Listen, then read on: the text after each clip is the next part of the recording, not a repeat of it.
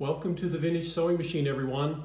I am making a video, the debut video of the Singer 99K. This is a machine I've been making a few videos on to show all of you the proper way to locate and replace, if necessary, the oil wick, a little piece of wool felt that is used in the shuttle area. And I also did a video when I first got this machine to really show you how extraordinary it is sometimes that a machine can be as old as this one. This one is about 70 years old, and yet it was cared for probably at least one generation, maybe two.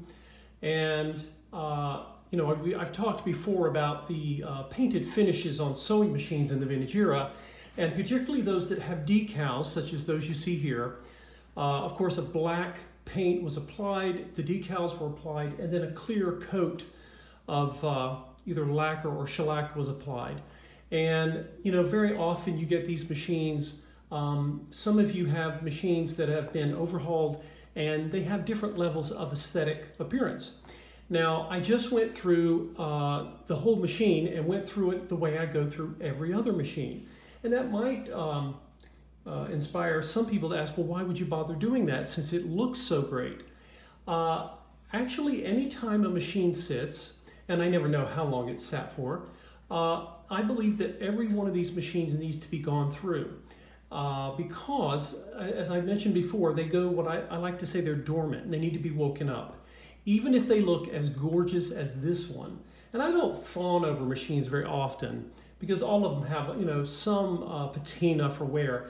But the paint finish on this machine is gorgeous. I mean, it really is. None of the paint finishes are perfect, but this one has so much of its gloss and luster, you can see a reflection in it. And I believe, based on what I can see, that this machine was kept indoors, all of its history. It has, of course, you can see over here to the right, maybe it'd be easier if I move the camera than trying to move this. You'll see the bent wood case it comes in. It says Singer, and it has the original key. There's a lock on it.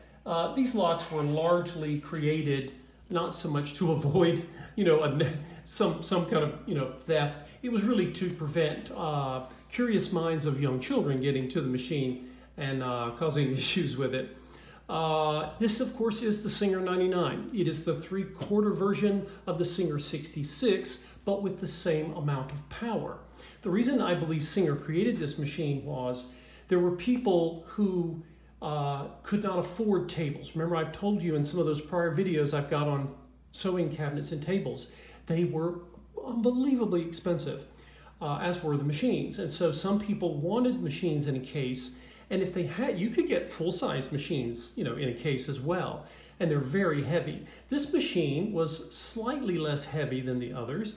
And because it was 3/4 of the width, it took a little less in material, so they could charge a lower price. But if any of you are considering a Singer 99 or the 185J, which was a later restyled version of the same machine in green, do not feel that you are going to be getting 3/4 of the quality, because the quality is the same and the power is the same. And this machine has a drop-in bobbin, and I'll detail on the listing for Kijiji, so any of you who are interested in taking a look at this machine, you'll have a full listing of everything that was done to the machine to get it ready to sew, you know, just like it was when it was purchased. Let's see, what else to say? Oh, this machine, which is, and this is fairly common, you will often see attachments. And there's a little compartment on the right side of the case of the machine where you can store these things. This is where I found them. And it's not uncommon. There's a ruffler foot, a slotted binder foot, an adjustable hemmer foot, a rolled hem foot, a gathering foot. These are all things you would have commonly seen with Singers because they reflect a lot of the fashions of that era when people were making so many of their own clothes. This is a special edger foot when you're wanting to it helps you. I think it helps you create a certain stitch tolerance or stitch allowance. The original little lint brush and the original screwdriver. It even has a cover if you decide you ever want to do any kind of darning work. This machine's feed dogs don't lower, but this was included. It covers the feed dogs, and you can do free motion work if you so choose. And I also have a few packs here of needles, and I find this remarkable. I'm just gonna, you guys tell me what you think. I think whoever had this machine was not necessarily fond of sewing.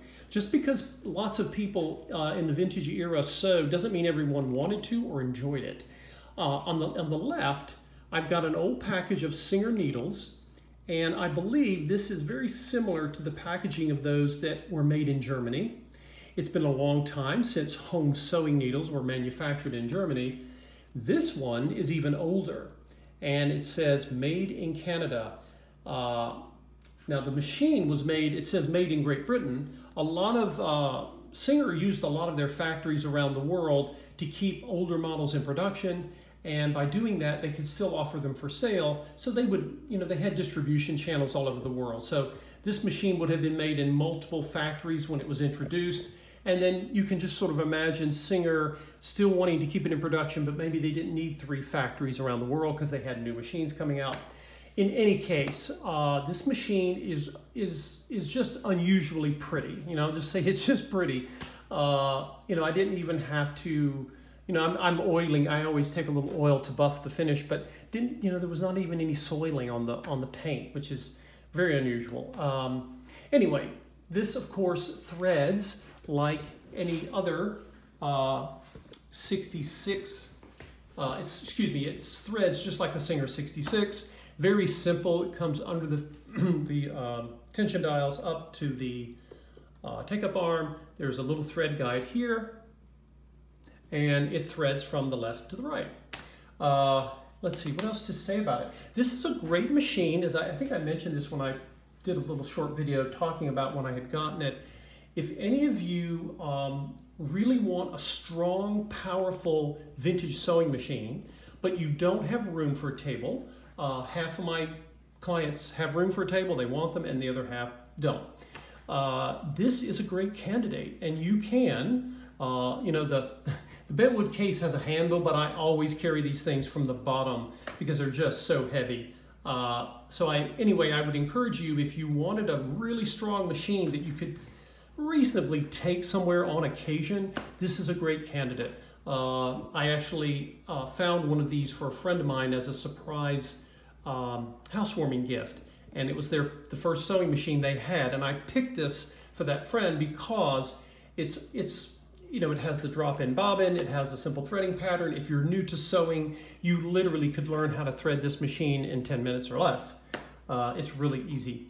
So I'm going to demonstrate for you now how she sews.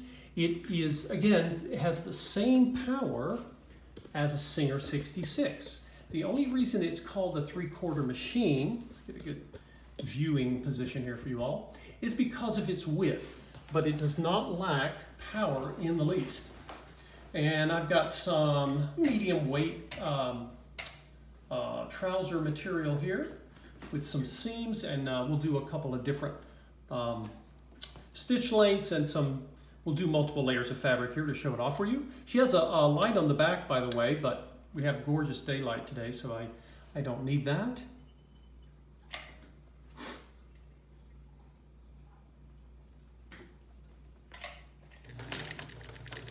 I'm going to start slow, and as I've mentioned many times, Singers are particularly good at letting you get nice, slow needle control. I think for machines of the vintage era, I think they really are the best at that. Part of it is due to the way their foot pedals work and also how they were engineered. And then I'll come back and we'll speed it up a little bit. Let's get the angle, make sure you guys can get a good view. In fact, I maybe even focus in a little bit, let you see it in operation. And we'll go a little faster this time.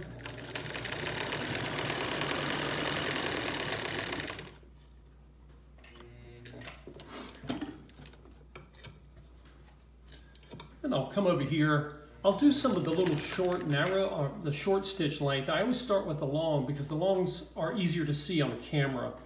So if you wanted to adjust your stitch length, it is remarkably simple. The lever is down in the lowest position, which is long.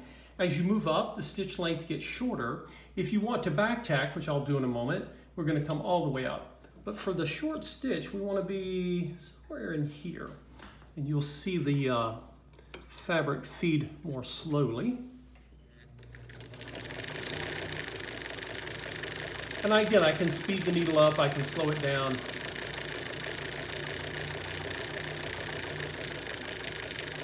And just to give you an idea of just how long Singer had this engineering design in a machine in production, the basic layout of this machine underneath and its drivetrain components go all the way back to the Singer red-eye treadles.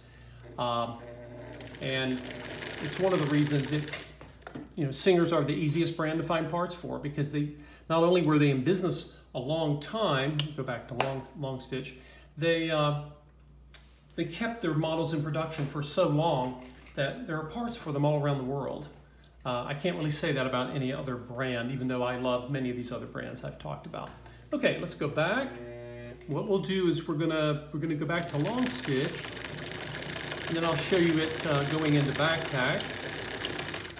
This is a feature, by the way. The reverse feature was added to Singer, to a lot of the Singer models after they were originally engineered. So the earlier 99s, and I have one from the 20s I'll be overhauling soon, that machine actually, it did not come with reverse, but that was true for most vintage machines back in the day.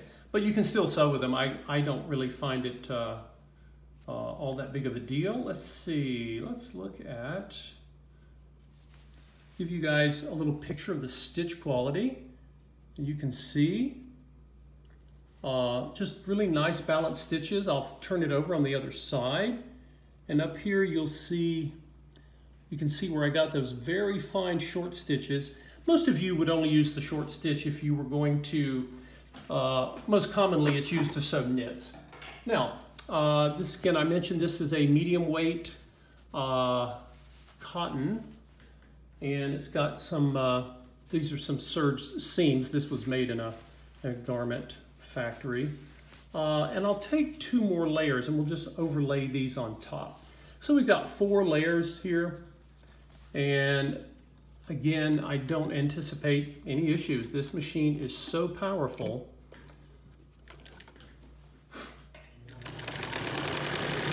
There it goes, and I can, very often with these vintage machines, you can sew faster, but you want to always be cognizant of the fact that your needle needs time to chomp through this, and you don't want to break your needle. We're not anywhere really close to that level of fabric layers. Let's move the camera back. I want you to see it when I'm actually making the stitches.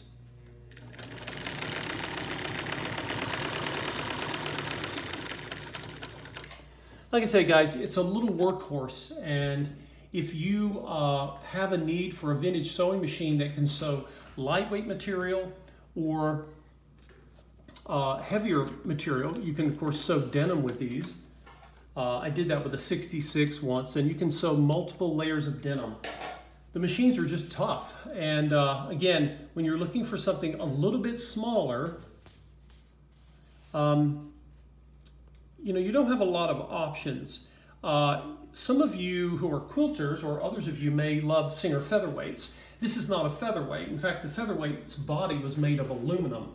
The Featherweight creates a beautiful stitch, and it really excels at light and medium weight fabrics. For heavier fabrics, certainly for denim, this is really a good complement if you were looking for something a little more powerful and yet simple and portable. This was marketed by Singer as one of their most portable machines, and actually it was, believe it or not, because the large ones are even heavier. Appreciate all of you watching, guys. If any of you see the listing on Kijiji and you would like to arrange a time to see it, let me know. I will have a listing for all the little attachments I laid out in the video, what it comes with, as well as all of the procedures I I took to overhaul the machine and get it ready for a new life for sewing. Thanks for watching.